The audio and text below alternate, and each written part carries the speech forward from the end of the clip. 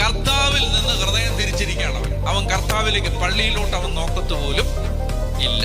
അവന് വൈകുന്നേരം വീട്ടിൽ പ്രാർത്ഥന ഇല്ല. അവനൊരു കൊന്ത ചൊല്ലാൻ താല്പര്യം ഇല്ല. അവൻ ബൈബിൾ തുറന്നിട്ട് മാസങ്ങളായി. അവന് പ്രാർത്ഥിക്കണമെന്നൊരു ചിന്ത പോലുമില്ല. അവൻ ദൈവത്തിൽ നിന്ന് ഹൃദയം അടച്ചു വെച്ചിരിക്കുന്നവനാണ്. അങ്ങനെ മനുഷ്യനെ ആശ്രയിക്കുകയും, അവൻ ആരെയാണ് ആശ്രയിക്കുന്നത്? മനുഷ്യനെ ആശ്രയിക്കുകയും ശരീരശക്തിയെ അവലംബമാക്കുകയും ചെയ്ത് കർത്താവിൽ നിന്ന് ഹൃദയം തിരിക്കുന്നവൻ ശപിക്കപ്പെട്ടവൻ. അവനാണ് ശപിക്കപ്പെട്ടവൻ.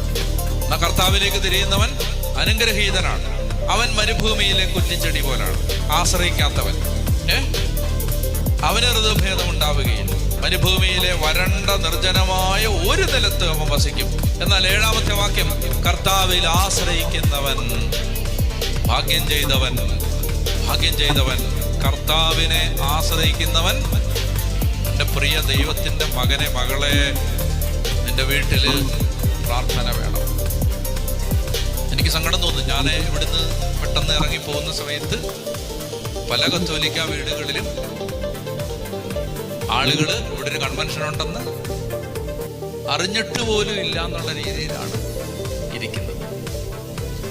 വീട്ടുമുറ്റത്ത് കർത്താവിന്റെ വചനം വരികയാണ്, വീട്ടുമുറ്റത്ത്. അപ്പൊ അത് ഞങ്ങൾക്ക് ആവശ്യമില്ല എന്ന് ചിന്തിക്കുന്നു. നല്ലത് വരട്ടെ എന്ന് ഞാൻ പ്രാർത്ഥിക്കുന്നു. എന്നെങ്കിലും ഒരിക്കൽ മനസ്സ് തിരിയട്ടെ എന്ന് പ്രാർത്ഥിക്കുന്നു. പക്ഷെ ശരീരശക്തിയിൽ അവലംബം പ്രാപിച്ച് മൊബൈലും ഒക്കെ കണ്ട് അങ്ങനെ വൈകുന്നേരം ഇങ്ങനെ ഇരിക്കുക. എന്നാ കർത്താവിന്റെ പള്ളിമുറ്റത്ത് കർത്താവിന്റെ വചനം പ്രഘോഷിക്കും, ദൈവത്തെ ആരാധിക്കും. 10 മിനിറ്റ് അവിടെ പോയി ഇരിക്കാം. ശരീരശക്തിയെ അവലംബമാക്കുകയാണ്. എന്താ പ്രശ്നം എന്നറിയാമോ? കർത്താവിനെ ആശ്രയിക്കുന്നവൻ വാഴ്ത്തപ്പെട്ടവൻ. അവന്റെ പ്രത്യാശ അവിടുന്ന് തന്നെ. വാക്യം 8, അവൻ ആറ്റുതീരത്ത് നട്ട മരം പോലെയാണ്. കേൾക്കുന്നുണ്ടോ? ആറ്റുതീരത്ത് നട്ട മരം പോലാണ്.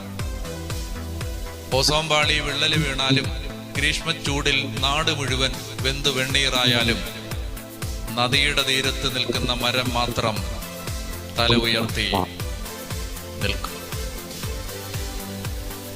ദൈവത്തിൽ ആശ്രയിക്കുന്നവൻ വീണുപോകത്തില്ല. ദൈവത്തിൽ ആശ്രയിക്കുന്നവൻ നശിച്ചു പോകത്തില്ല. അവന്റെ കുടുംബം നശിച്ചു പോകത്തില്ല.